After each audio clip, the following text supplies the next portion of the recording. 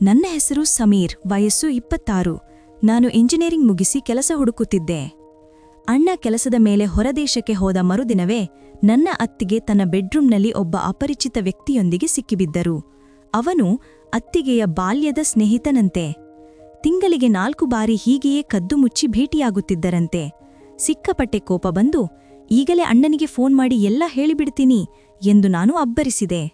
ಆಗ ಅತ್ತಿಗೆ ನಡುಗುತ್ತಾ, ದಯವಿಟ್ಟು ನಿಮ್ಮ ಅಣ್ಣನಿಗೆ ಹೇಳಬೇಡ ಸಮೀರ್, ನೀನು ಬಾಯಿ ಮುಚ್ಚಿಕೊಂಡಿರಲು ನಾನೇನು ಮಾಡಬೇಕು ಹೇಳು, ನೀನು ಕೇಳಿದ್ದನ್ನು ಕೊಡಲು ಸಿದ್ಧ ಎಂದು ಬೇಡಿಕೊಂಡರು. ಆ ಕ್ಷಣದಲ್ಲಿ ಅತ್ತಿಗೆಯ ಮಾತು ಕೇಳಿ ನನ್ನ ತಲೆ ತಿರುಗಿ ಹೋಯಿತು. ಅಷ್ಟಕ್ಕೂ ಆ ರಾತ್ರಿ ನಡೆದದ್ದೇನು, ಅತ್ತಿಗೆ ಆಫರ್ ಮಾಡಿದ್ದೇನು? ಈ ಕಥೆ ಪ್ರತಿಯೊಬ್ಬರಿಗೂ ಇಷ್ಟವಾಗಲಿದೆ. ದಯವಿಟ್ಟು ಸ್ಕಿಪ್ ಮಾಡದೆ ಪೂರ್ತಿಯಾಗಿ ಓದಿ. ನಮ್ಮದು ಮಲೆನಾಡಿನ ಮಡಿಲಲ್ಲಿರುವ ಸುಂದರವಾದ ಹಳ್ಳಿ. ಊರಿನ ಸುತ್ತಲೂ ಹಚ್ಚ ಹಸಿರು, ದಟ್ಟವಾದ ಕಾಡು ಮತ್ತು ತೋಟಗಳು. ಬಾಲ್ಯದಲ್ಲೇ ತಂದೆ ತಾಯಿಯನ್ನು ಕಳೆದುಕೊಂಡ ನನಗೆ ನನ್ನ ಅಣ್ಣ ರಘುವೇ ಸರ್ವಸ್ವ. ಕಷ್ಟಪಟ್ಟು ದುಡಿದು ನನ್ನನ್ನು ಓದಿಸಿ ದೊಡ್ಡವನನ್ನಾಗಿ ಮಾಡಿದ. ಇತ್ತೀಚೆಗಷ್ಟೇ ಅಣ್ಣನಿಗೆ ಮದುವೆ ಆಯ್ತು. ಅತ್ತಿಗೆ ಹೆಸರು ಶ್ವೇತಾ. ನೋಡಲು ತುಂಬಾನೇ ಸುಂದರ, ಉದ್ದನೆಯ ಕೂದಲು, ಹಾಲಿನಂತ ಮೈಬಣ್ಣ. ಅಣ್ಣ ಸ್ವಲ್ಪ ಕಪ್ಪಾಗಿದ್ರು. ಅವರಿಬ್ಬರ ಜೋಡಿ ನೋಡಿದ್ರೆ ಸಾಕ್ಷಾತ್ ಶಿವ ಪಾರ್ವತಿಯರಂತೆ ಕಾಣುತ್ತಿದ್ದರು. ಅವರಿಬ್ಬರ ಅನ್ಯೋನ್ಯತೆ ನೋಡಿ ನನಗೆ ತುಂಬಾ ಖುಷಿಯಾಗುತ್ತಿತ್ತು. ಒಂದು ದಿನ ಅನಿರೀಕ್ಷಿತವಾಗಿ ಅಣ್ಣನಿಗೆ ವಿದೇಶದ ಒಂದು ಪ್ರತಿಷ್ಠಿತ ಕಂಪನಿಯಿಂದ ಆಫರ್ ಲೆಟರ್ ಬಂತು. ಅದರಲ್ಲಿ ಜರ್ಮನಿಯಲ್ಲಿ ಕೆಲಸ ಸಿಕ್ಕಿದೆ ಎಂದು ಇತ್ತು. ವಿಷಯ ತಿಳಿದು ಸಂತೋಷವಾಯಿತಾದ್ರೂ ಅಣ್ಣ ನಮ್ಮನ್ನು ಬಿಟ್ಟು ಹೋಗುತ್ತಾನಲ್ಲ ಎಂಬ ಬೇಸರವೂ ಇತ್ತು. ನಾನು ಆ ಲೆಟರ್ ಹಿಡಿದುಕೊಂಡು ಮನೆಗೆ ಓಡಿದೆ. ಆಗ ಅತ್ತಿಗೆ ಆಗಷ್ಟೇ ಸ್ನಾನ ಮುಗಿಸಿ ತಲೆಗೆ ಟವಲ್ ಸುತ್ತಿಕೊಂಡು ಹೂವಿನ ಗಿಡಗಳಿಗೆ ನೀರು ಹಾಕುತ್ತಿದ್ದರು. ಆ ಸಮಯದಲ್ಲಿ ಅತ್ತಿಗೆಯ ಸೌಂದರ್ಯ ನೋಡಿ ಒಂದು ಕ್ಷಣ ಮೈಮರೆತಂತಾಯಿತು. ನನ್ನನ್ನೋಡಿ, ಏನಾಯ್ತು ಸಮೀರ್, ಅಷ್ಟೊಂದು ಆತುರ ಎಂದು ಕೇಳಿದರು. ನಾನು ವಿಷಯ ಹೇಳಿದೆ. ಅಷ್ಟರಲ್ಲೇ ಅಣ್ಣ ಕೂಡ ಬಂದ. ವಿಷಯ ತಿಳಿದ ಅತ್ತಿಗೆಗೆ ಶಾಕ್ ಆಯಿತು. ನಿಜವಾಗ್ಲೂ ಜರ್ಮನಿಗ ಹೋಗ್ತೀರಾ ಎಂದು ಕೇಳಿದ್ರು. ಅಣ್ಣ, ಹೌದು ಶ್ವೇತಾ, ನಾಳೆಯ ಹೊರಡ್ಬೇಕು. ಆದ್ರೆ ಕಂಪನಿಯ ನಿಯಮದ ಪ್ರಕಾರ ಮೊದಲ 1 ವರ್ಷ ಫ್ಯಾಮಿಲಿಯನ್ನು ಕರೆದುಕೊಂಡು ಹೋಗಲು ಆಗುವುದಿಲ್ಲ, ನೀನು ಇಲ್ಲೇ ಇರಬೇಕು ಎಂದ. ಅತ್ತಿಗೆಗೆ ಇದು ಇಷ್ಟವಿರಲಿಲ್ಲ. ಮದುವೆಯಾಗಿ 6 ತಿಂಗಳು ಕೂಡ ಆಗಿಲ್ಲ, ನನ್ನನ್ನು ಬಿಟ್ಟು ಹೇಗೆ ಹೋಗ್ತೀರಾ ಎಂದು ಕಣ್ಣೀರು ಹಾಕಿದರು. ಅಣ್ಣ ಅವಳನ್ನು ಸಮಾಧಾನ ಮಾಡಿ, ಸಮೀರಿದ್ದಾನಲ್ಲ, ನಿನ್ನನ್ನು ಕಣ್ಣಲ್ಲಿ ಕಣ್ಣಿಟ್ಟು ನೋಡ್ಕೊಳ್ತಾನಿ ಎಂದು ಭರವಸೆ ನೀಡಿದ. ಮಾರನೇ ದಿನ ಬೆಳಿಗ್ಗೆ ಅಣ್ಣನಿಗೆ ಸೆಂಡ್ ಆಫ್ ಕೊಟ್ಟು ಏರ್ಪೋರ್ಟ್ನಿಂದ ಬಂದೆವು. ಅಣ್ಣ ಹೋದ ಮೇಲೆ ಮನೆ ಬೀಕೋ ಎನ್ನುತ್ತಿತ್ತು. ಅಂದು ಸಂಜೆ ನಾನು ಕಾಲೇಜಿಗೆ ಹೋಗಿ ಬರುವಾಗ ಅತ್ತಿಗೆ, ಸಮೀರ್, ಇವತ್ತು ಸಂಜೆ ಎಷ್ಟು ಹೊತ್ತಿಗೆ ಬರ್ತೀಯಾ ಎಂದು ಕೇಳಿದರು. ಮದುವೆಯಾದಾಗಿನಿಂದೇ ಇದೇ ಮೊದಲ ಬಾರಿಗೆ ಅವರು ನನ್ನ ಸಮಯದ ಬಗ್ಗೆ ವಿಚಾರಿಸಿದ್ದು. ನಾನು, ಯಾಕೆ ಅತ್ತಿಗೆ ಎಂದೆ. ಹಾಗೆ ಸುಮ್ಮನೆ, ಬೇಗ ಬಾ ಎಂದರು. ನಾನು ಸರಿ ಎಂದು ಹೇಳಿ ಹೋದೆ. ಆದ್ರೆ ಅಂದು ಕ್ಲಾಸ್ ಬೇಗ ಮುಗೀತು. ಸಂಜೆ 4 ಗಂಟೆಗೆಲ್ಲ ಮನೆಗೆ ಬಂದೆ. ಬರುವಾಗ ಮನೆಯ ಮುಖ್ಯದ್ವಾರ ಹಾಕಿತ್ತು. ಅತ್ತಿಗೆ ಎಲ್ಲಾದ್ರೂ ದೇವಸ್ಥಾನಕ್ಕೆ ಹೋಗಿರಬಹುದಾ ಎಂದುಕೊಂಡೆ. ಆದ್ರೆ ಚಪ್ಪಲಿ ಹೊರಗೆ ಇತ್ತು. ಸಂಶಯ ಬಂದು ಅಂಗಳದ ಕಡೆ ಹೋದೆ. ಅಲ್ಲಿ ಅತ್ತಿಗೆಯ ರೂಮಿನ ಕಿಟಕಿ ಸ್ವಲ್ಪ ತೆರೆದಿತ್ತು. ಕುತೂಹಲ ತಡೆಯಲಾರದೆ ಇಣುಕಿ ನೋಡಿದೆ. ಒಳಗಿನ ದೃಶ್ಯ ನೋಡಿ ನನ್ನ ಎದೆ ಹಾರಿದಂತಾಯ್ತು. ಅತ್ತಿಗೆಯ ಜೊತೆ ಒಬ್ಬ ಅಪರಿಚಿತ ವ್ಯಕ್ತಿ ಇದ್ದ. ಅವನು ಅಣ್ಣ ಅಲ್ಲ. ನನ್ನ ಮೈಯೆಲ್ಲ ನಡುಗಲು ಶುರುವಾಯ್ತು. ಯಾರಿವನು? ಅಣ್ಣ ಹೋದ ಮರುದಿನವೇ ಇಂಥ ಕೆಲಸವಾ? ಅತ್ತಿಗೆ, ಬಾಗಿಲು ತೆಗಿರಿ ಎಂದು ನಾನು ಜೋರಾಗಿ ಕಿರುಚಿದೆ. ಒಳಗಿನಿಂದ ಪಿಸುಮಾತುಗಳು ಕೇಳಿ ನಿಂತು ಹೋದವು. ಸುಮಾರು 5 ನಿಮಿಷಗಳ ನಂತರ ಬಾಗಿಲು ತೆರೆಯಿತು. ಅತ್ತಿಗೆಯ ಮುಖ ಬೆವರಿತ್ತು. ಸೀರೆ ಕೊಂಚ ಅಸ್ತವ್ಯಸ್ತವಾಗಿತ್ತು. ನನ್ನನ್ನು ನೋಡಿದವಳೆ ಭಯದಿಂದ ನಡುಗುತ್ತಾ, ಸಮೀರ್, ನೀನು ಇಷ್ಟು ಬೇಗ ಬಂದ್ಯಾ ಎಂದು ತಡವರಿಸಿದಳು. ನಾನು ಅವಳ ಮಾತನ್ನು ಲೆಕ್ಕಿಸದೆ ನೇರವಾಗಿ ಒಳಗೆ ನುಗ್ಗಿದೆ. ಯಾರು ಅತ್ತಿಗೆ ಒಳಗೆ? ಯಾರನ್ನು ಮುಚ್ಚಿಡಲು ಪ್ರಯತ್ನಿಸುತ್ತಿದ್ದೀರಾ ಎಂದು ಗರ್ಜಿಸಿದೆ. ಶ್ವೇತಾ ನನ್ನ ಕೈ ಹಿಡಿದು ತಡೆಯಲು ಪ್ರಯತ್ನಿಸಿದರು. ಸಮೀರ್, ಪ್ಲೀಸ್ ನನ್ ಮಾತ್ ಕೇಳು, ನೀನಂದ್ಕೊಂಡ ಹಾಗಿಲ್ಲ ಎಂದು ಅಂಗಲಾಚಿದರು. ನಾನು ಅವಳ ಕೈ ಬದಿಯರಿಸಿ ಬೆಡ್ರೂಮ್ ಕಡೆಗೆ ಹೋದೆ. ಅಲ್ಲಿ ಮೂಲೆಯಲ್ಲಿ ಒಬ್ಬ ವ್ಯಕ್ತಿ ನಿಂತಿದ್ದ. ಅವನನ್ನು ನೋಡಿದರೆ ಸಾಫ್ಟ್ವೇರ್ ಉದ್ಯೋಗಿಯ ಹಾಗೆ ಕಾಣುತ್ತಿದ್ದ. ಯಾರ್ ನೀನು? ನನ್ನಣ್ಣ ಇಲ್ಲದ ಸಮಯದಲ್ಲಿ ಇಲ್ಲೇನ್ ಮಾಡ್ತಿದ್ಯಾ ಎಂದು ನಾನು ಅವನ ಕಾಲರ್ ಹಿಡಿಯಲು ಹೋದೆ. ಅಷ್ಟರಲ್ಲಿ ಅತ್ತಿಗೆ ಅಡ್ಡ ಬಂದು, ಬೇಡ ಸಮೀರ್, ಅವನನ್ನು ಬಿಟ್ಬಿಡು. ಅವನು ನನ್ನ ಬಾಲ್ಯದ ಸ್ನೇಹಿತ ರಾಹುಲ್, ಅಮೆರಿಕದಿಂದ ಬಂದಿದ್ದ, ಸುಮ್ಮನೆ ಮಾತನಾಡಲು ಬಂದಿದ್ದ ಅಷ್ಟೇ ಎಂದರು. ಮಾತನಾಡಲು ಬಾಗಿಲು ಹಾಕಿಕೊಳ್ಬೇಕಾ? ಫ್ರೆಂಡ್ ಆದ್ರೆ ಹಾಲಿನಲ್ಲಿ ಕೂತು ಮಾತನಾಡಬಹುದಿತ್ತಲ್ಲ, ರೂಮಿಗೆ ಯಾಕೆ ಕರೆದೆ? ನನ್ನ ಪ್ರಶ್ನೆಗಳಿಗೆ ಅತ್ತಿಗೆ ಬಳಿ ಉತ್ತರವಿಲ್ಲದಾಯಿತು. ಆ ರಾಹುಲ್ ಎಂಬ ವ್ಯಕ್ತಿ ನನ್ನನ್ನು ನೋಡಿ ಹೆದರಿ, ಸಾರಿ ಬ್ರದರ್, ತಪ್ಪು ತಿಳಿಬೇಡಿ ಎಂದು ಹೇಳಿ ನಾನು ಸ್ವಲ್ಪ ಯಾಮಾರಿದ್ದೆ ತಡ ಹಿತ್ತಲ ಬಾಗಿಲಿನಿಂದ ಓಡಿಹೋದ. ಅವನನ್ನು ಹಿಡಿಯಲು ಹೋದೆನಾದರೂ ಅವನು ಆಗ್ಲೇ ಕಾಂಪೌಂಡ್ ಹಾರಿ ಮಾಯವಾಗಿದ್ದ. ನಾನು ವಾಪಸ್ ಬಂದು ಅತ್ತಿಗೆಯನ್ನು ತರಾಟೆಗೆ ತೆಗೆದುಕೊಂಡೆ. ಛೀ, ಅಣ್ಣ ನಿಮ್ಮನ್ನು ಎಷ್ಟು ನಂಬಿದ್ದ? ಆ ನಂಬಿಕೆಗೆ ಇದೇನಾ ನೀವು ಕೊಡೋ ಬೆಲೆ? ಈಗಲೇ ಅಣ್ಣನಿಗೆ ವಿಡಿಯೋ ಕಾಲ್ ಮಾಡಿ ಎಲ್ಲವನ್ನೂ ಹೇಳ್ತೇನೆ. ಇವತ್ತೇ ನಿಮ್ಮ ನಾಟಕ ಬಂದಾಗ್ಬೇಕು ಎಂದು ಜೇಬಿನಿಂದ ಮೊಬೈಲ್ ತೆಗೆದೆ. ಅತ್ತಿಗೆ ತಕ್ಷಣ ಓಡಿ ಬಂದು ನನ್ನ ಕಾಲಿಗೆ ಬಿದ್ದರು. ಸಮೀರ್, ದಯವಿಟ್ಟು ಬೇಡ, ಅಣ್ಣನಿಗೆ ಹೇಳ್ಬೇಡ. ಹಾಗೇನಾದ್ರೂ ಮಾಡಿದ್ರೆ ನನ್ನ ಸಂಸಾರ ಹಾಳೋಗುತ್ತೆ. ನಾನ್ ಸತ್ತೋಗ್ತೀನಿ, ದಯವಿಟ್ಟು ನನ್ನನ್ನು ಕಾಪಾಡು ಎಂದು ಬಿಕ್ಕಿ ಬಿಕ್ಕಿ ಅತ್ತರು. ಅವರ ಕಣ್ಣೀರು ನೋಡಿ ನನ್ನ ಕೋಪ ಸ್ವಲ್ಪ ಕರಗಿದರೂ ಅಸಹ್ಯ ಕಡಿಮೆ ಆಗಲಿಲ್ಲ. ನೀವು ಮಾಡಿದ ಕೆಲಸಕ್ಕೆ ಕ್ಷಮೆಯಿಲ್ಲ ಅತ್ತಿಗೆ ಎಂದೆ. ಆಗ ಅತ್ತಿಗೆ ಎದ್ದು ನಿಂತು ಕಣ್ಣೀರು ಒರೆಸಿಕೊಳ್ಳುತ್ತಾ ನನ್ನ ಕಣ್ಣಲ್ಲಿ ಕಣ್ಣಿಟ್ಟು ನೋಡಿದರು. ಸಮೀರ್, ನೀನು ಈ ವಿಷಯವನ್ನು ನಿನ್ನ ಅಣ್ಣನಿಗೆ ಹೇಳದೆ ರಹಸ್ಯವಾಗಿಟ್ಟರೆ ನೀನು ಏನು ಕೇಳಿದರೂ ಕೊಡಲು ಸಿದ್ಧ. ನಿನಗೆ ಹಣ ಬೇಕಾ, ಒಡವೆ ಬೇಕಾ, ಅಥವಾ ಇನ್ಯಾವುದೇ ರೀತಿ ಸಂತೋಷ ಬೇಕಾ? ನೀನು ಹೇಳಿದ್ದನ್ನು ನಾನು ಮಾಡ್ತೀನಿ, ಆದರೆ ಈ ವಿಷಯ 4 ಗೋಡೆಗಳ ಮಧ್ಯೆ ಇರಲಿ ಎಂದರು. ಅತ್ತಿಗೆಯ ಆ ಮಾತು ನೀನು ಏನು ಕೇಳಿದರೂ ಕೊಡ್ತೀನಿ ಎಂಬುದು ನನ್ನನ್ನು ಗೊಂದಲಕ್ಕೆ ದೂಡಿತು.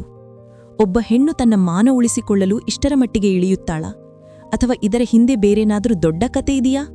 ಅತ್ತಿಗೆಯ ಆಫರ್ ನನ್ನ ತಲೆಯಲ್ಲಿ ಕೆಟ್ಟ ಆಲೋಚನೆಗಳನ್ನು ತಂದು ನಿಜ, ಆದರೆ ಅವಳು ಹೇಳುವ ರಹಸ್ಯ ಕೇವಲ ಸ್ನೇಹದಲ್ಲ ಎಂದು ನನಗೆ ಅನಿಸಿತು. ನಾನೊಂದು ಕಂಡೀಷನ್ ಹಾಕಿದೆ. ಆ ಕಂಡೀಷನ್ ಕೇಳಿ ಅತ್ತಿಗೆ ಬೆಚ್ಚಿಬಿದ್ದರು. ಅತ್ತಿಗೆಯ ಆಫರ್ ಕೇಳಿ ನಾನು ಸ್ತಬ್ಧನಾದೆ. ನನ್ನ ಅತ್ತಿಗೆಯನ್ನು ನಾನು ತಾಯಿಯ ಸಮಾನ ಎಂದುಕೊಂಡಿದ್ದೆ. ಆದರೆ ಈಗ ಆಕೆ ತನ್ನ ಮಾನ ಉಳಿಸಿಕೊಳ್ಳಲು ನನ್ನ ಮುಂದೆ ನಿಂತು ಏನು ಬೇಕಾದ್ರೂ ಮಾಡ್ತೀನಿ ಎನ್ನುತ್ತಿದ್ದಾಳೆ. ನನ್ನ ಮನಸ್ಸಿನಲ್ಲಿ ಕೋಪ ಮತ್ತು ಜಿಗುಪ್ಸೆ ಒಟ್ಟಿಗೆ ಬಂದವು. ಅತ್ತಿಗೆ, ನಿಮ್ಮ ಮಾತಿನ ಅರ್ಥವೇನು? ಅಣ್ಣನಿಗೆ ದ್ರೋಹ ಮಾಡಿದ್ದಲ್ಲದೆ ಈಗ ನನ್ನನ್ನೂ ಪಾಪದ ಕೆಲಸಕ್ಕೆ ಕರೆತಿದ್ದೀರಾ ಎಂದು ರೇಗಿದೆ. ಅತ್ತಿಗೆ ಅಳುತ್ತಲೇ ಸೋಫಾದ ಮೇಲೆ ಕುಸಿದರು. ಇಲ್ಲ ಸಮೀರ್, ಅದು ಹಾಗಲ್ಲ. ಆ ರಾಹುಲ್ ನನ್ನ ಮಾಜಿ ಪ್ರಿಯಕರ. ಮದುವೆಗೆ ಮುಂಚೆ ನಾವಿಬ್ಬರೂ ಪ್ರೀತಿಸಿದ್ವಿ. ಆದ್ರೆ ಮನೆಯವರು ಒಪ್ಪದ ಕಾರಣ ನಿನ್ನ ಅಣ್ಣನ ಜೊತೆ ಮದುವೆ ಮಾಡಿಕೊಟ್ಟರು. ನಾನು ನಿನ್ನ ಅಣ್ಣನನ್ನು ಸ್ವೀಕರಿಸಿದ್ದೆ. ಆದ್ರೆ ರಾಹುಲ್ ನಿನ್ನೆ ಮತ್ತೆ ಬಂದ. ನನ್ನನ್ನು ಬ್ಲ್ಯಾಕ್ಮೇಲ್ ಮಾಡುತ್ತಿದ್ದಾನೆ. ಅವನ ಜೊತೆ ಮಾತನಾಡದಿದ್ರೆ ಹಳೆಯ ಫೋಟೋಗಳನ್ನು ನಿನ್ನ ಅಣ್ಣನಿಗೆ ಕಳಿಸ್ತೀನಿ ಎಂದು ಬೆದರಿಸಿದ. ಅದಕ್ಕೆ ಭಯಪಟ್ಟು ನಾನು ಅವನನ್ನು ಒಳಗೆ ಬಿಟ್ಟೆ. ನಾವು ಕೇವಲ ಮಾತನಾಡುತ್ತಿದ್ದೆವು ಅಷ್ಟೇ, ನಂಬು ಸಮೀರ್ ಎಂದು ಕಥೆ ಹೇಳಿದರು. ಆದ್ರೆ ಆ ರಾಹುಲ್ ಓಡಿಹೋದ ರೀತಿ ನೋಡಿದ್ರೆ ಅದು ಕೇವಲ ಮಾತುಕತೆಯಂತೆ ಕಾಣುತ್ತಿರಲಿಲ್ಲ. ಅತ್ತಿಗೆ ಏನೋ ಮುಚ್ಚಿಡುತ್ತಿದ್ದಾರೆ ಎಂದು ಸ್ಪಷ್ಟವಾಯಿತು. ನಾನು ಒಂದು ನಿರ್ಧಾರಕ್ಕೆ ಬಂದೆ. ಈ ವಿಷಯ ಅಣ್ಣನಿಗೆ ತಿಳಿದರೆ ಅಣ್ಣ ಅಲ್ಲೇ ಕುಸಿದು ಹೋಗ್ತಾನೆ. ಅವನ ಕೆರಿಯರ್ ಹಾಳಾಗುತ್ತದೆ. ಹಾಗಂತ ಇವರನ್ನು ಹೀಗೆ ಬಿಡುವ ಹಾಗಿಲ್ಲ. ಸರಿ ಅತ್ತಿಗೆ, ನಾನು ಅಣ್ಣನಿಗೆ ಹೇಳುವುದಿಲ್ಲ. ಆದರೆ ಅದಕ್ಕೆ ಪ್ರತಿಯಾಗಿ ನೀವು ನನಗೆ ಒಂದು ಮಾತು ಕೊಡಬೇಕು ಎಂದೆ. ಅತ್ತಿಗೆ ಆಸೆಯಿಂದ, ಏನು ಸಮೀರ್, ಏನು ಬೇಕಾದ್ರೂ ಕೇಳು ಎಂದರು. ನಾನು ಅವರ ಹತ್ತಿರ ಹೋಗಿ, ನೀವು ಆ ರಾಹುಲ್ನನ್ನು ಶಾಶ್ವತವಾಗಿ ಮರೆಯಬೇಕು ಮತ್ತು ಇವತ್ತು ರಾತ್ರಿ ನೀವು ನನ್ನ ರೂಮಿಗೆ ಬರಬೇಕು. ನನಗೆ ಎಲ್ಲ ಸತ್ಯ ತಿಳಿಯಬೇಕು. ಒಂದು ವೇಳೆ ನೀವು ಹೇಳಿದ್ದು ಸುಳ್ಳು ಅಂತ ಗೊತ್ತಾದ್ರೆ ಆಗ ನಾನು ಸುಮ್ಮನಿರಲ್ಲ ಎಂದು ಬೆದರಿಸಿದೆ. ಅತ್ತಿಗೆಯ ಮುಖದಲ್ಲಿ ಮತ್ತೆ ಭಯ ಆವಲಿಸಿತು. ಆದರೆ ಬೇರೆ ದಾರಿ ಕಾಣದೆ ತಲೆಯಾಡಿಸಿದರು. ಅಂದು ಸಂಜೆ ನಾನು ಆ ರಾಹುಲ್ ಬಗ್ಗೆ ವಿಚಾರಿಸಲು ಶುರುಮಾಡಿದೆ. ಅತ್ತಿಗೆ ಕೊಟ್ಟ ಫೋನ್ ನಂಬರ್ ಟ್ರೇಸ್ ಮಾಡಿ ಅವನ ಅಡ್ರೆಸ್ ಕಂಡುಹಿಡಿದೆ. ಅವನು ಸುಮ್ಮನೆ ಮಾತನಾಡಲು ಬಂದವನಲ್ಲ, ಅತ್ತಿಗೆಯನ್ನು ಮತ್ತೆ ತನ್ನವಳಾಗಿಸಿಕೊಳ್ಳಲು ಬಂದಿದ್ದ ಎನ್ನೂ ನನ್ನ ಸಂಶಯವಿತ್ತು. ರಾತ್ರಿ ಊಟವಾದ ಮೇಲೆ ಮನೆಯಲ್ಲಿ ನೀರವ ಮೌನ. ನಾನು ನನ್ನ ರೂಮಿನಲ್ಲಿ ಕುಳಿತು ಕಾಯುತ್ತಿದ್ದೆ. ರಾತ್ರಿ 11 ಗಂಟೆಯ ಸಮಯ. ಬಾಗಿಲು ಮೆಲ್ಲನೆ ತೆರೆಯಿತು. ಅತ್ತಿಗೆ ಒಳಗೆ ಬಂದರು. ಕೈಯಲ್ಲಿ ಹಾಲಿನ ಲೋಟವಿತ್ತು. ಅವರ ಮುಖದಲ್ಲಿ ಅಪರಾಧಿ ಪ್ರಜ್ಞೆ ಎದ್ದು ಕಾಣುತ್ತಿತ್ತು. ಸಮೀರ್, ನೀನು ಹೇಳಿದ ಹಾಗೆ ಬಂದಿದ್ದೀನಿ. ಈಗಲಾದ್ರೂ ಆ ಫೋಟೋಗಳ ವಿಷಯ ಅಣ್ಣನಿಗೆ ಹೇಳಲ್ಲ ಎಂದು ಮಾತು ಕೊಡು ಎಂದು ಕೇಳಿದರು. ನಾನು ಹಾಲಿನ ಲೋಟ ಪಕ್ಕಕ್ಕಿಟ್ಟು, ಅತ್ತಿಗೆ, ಕುಳಿತುಕೊಳ್ಳಿ. ನೀವು ಅಂದುಕೊಂಡ ಹಾಗೆ ನಾನು ನಿಮ್ಮನ್ನು ದುರ್ಬಳಕೆ ಮಾಡಿಕೊಳ್ಳಲು ಕರೆದಿಲ್ಲ. ನನಗೆ ಆ ರಾಹುಲ್ ಮತ್ತೆ ಈ ಮನೆ ಕಡೆ ತಲೆ ಹಾಕಬಾರದು. ಅದಕ್ಕೆ ನೀವೇನು ಪ್ಲಾನ್ ಮಾಡಿದ್ದೀರಾ ಎಂದು ಕೇಳಿದೆ. ಆಗ ಅತ್ತಿಗೆ ತನ್ನ ಸೀರೆಯ ಸೆರಗಿನ ಅಡಿಯಲ್ಲಿ ಮುಚ್ಚಿಟ್ಟುಕೊಂಡಿದ್ದ ಒಂದು ಕಾಗದವನ್ನು ನನ್ನ ಮುಂದಿಟ್ಟರು. ಅದನ್ನು ಓದಿದ ನನಗೆ ಆಕಾಶವೇ ಕಳಚಿಬಿದ್ದಂತಾಯಿತು. ಅತ್ತಿಗೆ ಇಷ್ಟು ದಿನ ಅಣ್ಣನ ಜೊತೆಗಿದ್ದದ್ದು ಪ್ರೀತಿಯಿಂದ ಅಲ್ಲ, ಬೇರೆ ಯಾವುದೋ ಕಾರಣಕ್ಕೆ. ಅತ್ತಿಗೆ ನನ್ನ ಮುಂದಿಟ್ಟಿದ್ದು ವಿಚ್ಛೇದನ ಪತ್ರ, ಡಿವೋರ್ಸ್ ಪೇಪರ್ಸ್. ಅದರಲ್ಲಿ ಈಗಾಗ್ಲೇ ಅತ್ತಿಗೆ ಸಹಿ ಮಾಡಿದ್ರು. ನನಗೆ ಕೋಪ ನೆತ್ತಿಗೆ ಏರಿತು. ಏನಿದು ಅತ್ತಿಗೆ, ಅಣ್ಣನಿಗೆ ಡಿವೋರ್ಸ್ ಕೊಡಲು ರೆಡಿಯಾಗಿದ್ದೀರಾ? ಮತ್ತೆ ರಾಹುಲ್ ನನಗೆ ಬ್ಲ್ಯಾಕ್ಮೇಲ್ ಮಾಡುತ್ತಿದ್ದಾನೆ ಎಂದು ನಾಟಕ ಆಡಿದ್ರಾ ಎಂದು ಕಿಚಾಯಿಸಿದೆ. ಶ್ವೇತಾ ಅತ್ತಿಗೆ ಶಾಂತವಾಗಿ ಉತ್ತರಿಸಿದರು. ಸಮೀರ್, ಕೂಗಾಡ್ಬೇಡ. ಇದು ನಾನು ರೆಡಿ ಮಾಡಿಸಿದ್ದಲ್ಲ, ರಾಹುಲ್ ತಂದಿದ್ದು.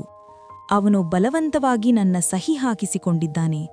ನಾನು ನಿನ್ನ ಅಣ್ಣನನ್ನು ಪ್ರೀತಿಸುತ್ತೇನೆ, ಆದರೆ ರಾಹುಲ್ ಬಳಿ ನಮ್ಮ ಹಳೆಯ ಖಾಸಗಿ ವಿಡಿಯೋಗಳಿವೆ.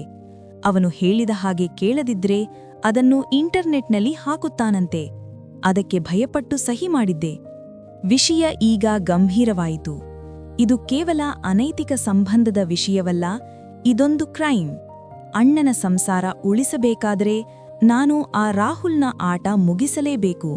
ಅತ್ತಿಗೆ, ನೀವು ನಿಜವಾಗಲೂ ಅಣ್ಣನ ಜೊತೆ ಇರಲು ಇಷ್ಟಪಡುತ್ತೀರಾ ಅಥವಾ ಆ ರಾಹುಲ್ ಜೊತೆ ಹೋಗಲು ಪ್ಲಾನ್ ಇದೆಯಾ ಎಂದು ನೇರವಾಗಿ ಕೇಳಿದೆ.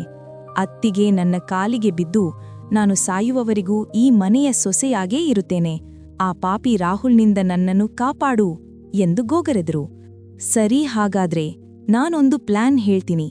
ನಾಳೆ ನೀವು ರಾಹುಲ್ಗೆ ಫೋನ್ ಮಾಡಿ ಮನೆಗೆ ಕರೆಯಿರಿ. ಯಾರೂ ಇಲ್ಲ ಅಂತ ಹೇಳಿ, ಮಿಕ್ಕಿದ್ದನ್ನು ನಾನು ನೋಡಿಕೊಳ್ತೀನಿ ಎಂದೆ. ಅತ್ತಿಗೆ ಭಯಪಟ್ರು. ಅಯ್ಯೋ, ಅವನು ಬಂದರೆ ನಿನ್ನನ್ನು ಏನಾದ್ರೂ ಮಾಡಿದ್ರೆ ಎಂದ್ರು. ನನ್ನ ಬಗ್ಗೆ ಯೋಚನೆ ಬೇಡ, ನೀವು ಕರೆ ಮಾಡಿ ಎಂದು ಧೈರ್ಯ ತುಂಬಿದೆ.